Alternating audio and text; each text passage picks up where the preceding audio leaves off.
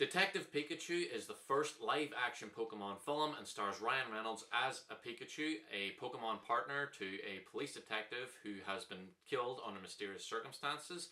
Reynolds has amnesia and has to team up with the detective's son, played by Justice Smith, to solve the mystery of his partner's death and to regain his memories. I liked Pokemon when I was younger, maybe when I was like 8 or 9. I had the cards, but I remember that I mostly liked the TV series. But that was a long time ago. When I stopped liking Pokemon, I'm pretty sure there were still only like 150 of them, I think.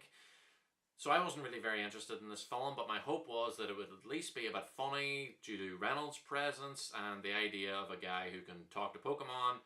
Sounds like it would lend itself to a lot of good humour. But I didn't find it very funny. I did laugh a couple times, but it wasn't enough to make up for the plot, which I just wasn't really into. I was kind of bored and I kept tuning out. I thought that Justice Smith's character would be able to talk to all Pokemon and that's where the humour would come from, but he can only communicate with Reynolds' Pikachu, so pretty much all the comedy comes from Reynolds just being himself. The idea is that Reynolds, as a Pokemon, will be able to talk to other Pokemon, and in that way he'll be able to help with the investigation, but he almost never helps with the investigation in that way. I didn't find Smith's character very interesting, so I didn't think that the chemistry between him and Reynolds was strong enough, which means that the comedy and the emotional moments don't really work. His personality isn't defined enough. There's a backstory where he doesn't want his own Pokemon because he used to want to be a Pokemon trainer, but then his mother died and his dad worked too much. I think that's the reason.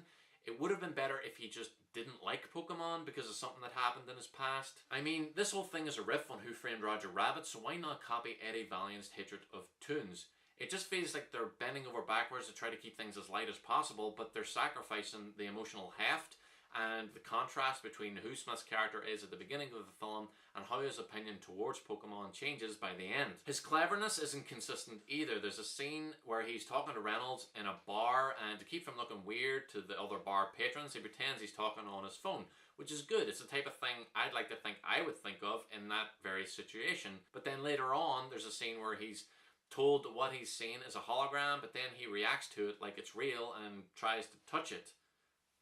The world the film's set in didn't really make sense to me. It's this city where humans and Pokemon live together and every human has a Pokemon partner, but we never really see the Pokemon use what are essentially superpowers to either help their partners or to assist in the running of the city. And because the Pokemon don't talk, it just kind of seems like everybody's going about doing what they normally would do, only they bring their pet everywhere. I probably would have appreciated it more if I was more into Pokemon and was able to recognize more of them, but I think I maybe recognized like 10 Pokemon in the whole film. I also didn't understand the point of the villain's plan. It wasn't particularly evil, and I can understand why he would want to do that thing to himself, but why did he want to force it on everybody else?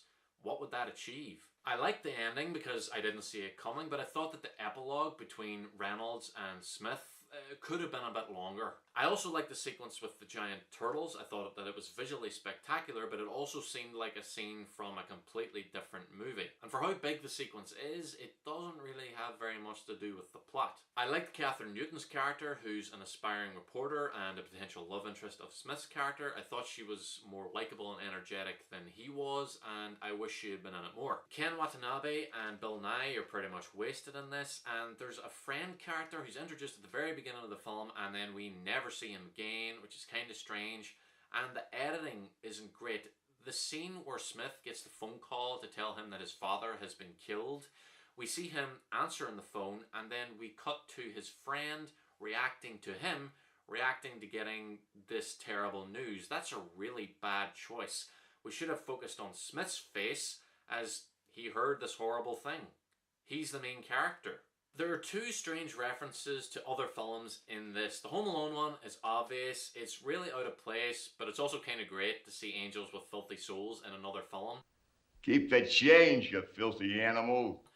But also, I'm pretty sure that I saw a poster in the background of a scene that showed the alien language from Arrival.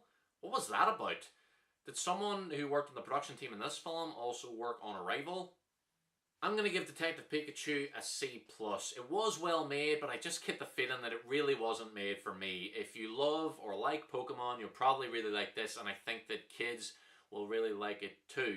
But as for me, as far as Who Framed Roger Rabbit riffs go, I think that iRobot is still the more entertaining one. And as for being called the best video game movie ever, first of all, it isn't.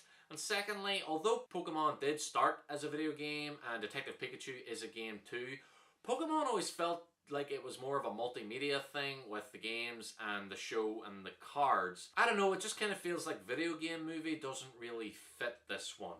Thank you very much for watching my review. Please like and subscribe, it helps the channel grow, and follow me on Twitter at LookToTheMovies.